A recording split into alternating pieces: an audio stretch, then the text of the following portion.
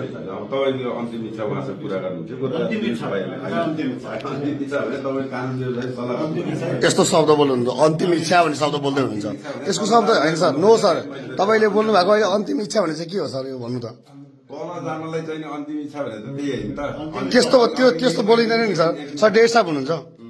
अन्तिम इच्छा भन्ने हुन्छ सर एउटा पक्राउ गर्न आएको मान्छेलाई अन्तिम इच्छा भन्ने हुन्छ लागि त त्यही त त्यस्तो हुँदैन नि सर त्यस्तो हुँदैन नि सर बोली त के सुधार सर अन्तिम इच्छा एउटा होइन अदालतले दिएको आदेश अदालतले दिएको आदेशलाई अन्तिम इच्छा भन्यो सर एउटा डिएसपीले एउटा पक्राउ गर्न आएको व्यक्तिलाई अन्तिम इच्छा भन्दै हुन्छ उहाँले आजलाई चाहिँ तपाईँहरूले चाहिँ एकचोटि कानुन व्यवसाय सल्लाह गरेर जान्छु भनेर भने होइन अन्तिम इच्छाको अर्थ के हो देशसाब हजुरको नाम के हो अरे हजुरको नाम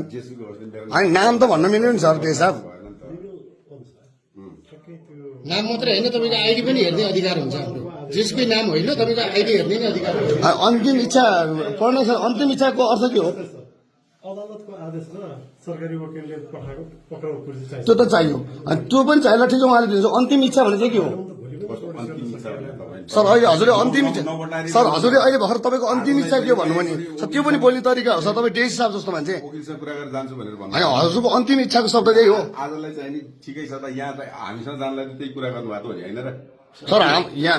हाम्रो सभापतिज्यूलाई तपाईँहरूले पक्राउ गरेर आउँदै हुन्छ अन्तिम इच्छा भनेको के हो त सर त्यो तपाईँले नपटाएर सर नपटार्नु भन्ने कुरै होइन नि सर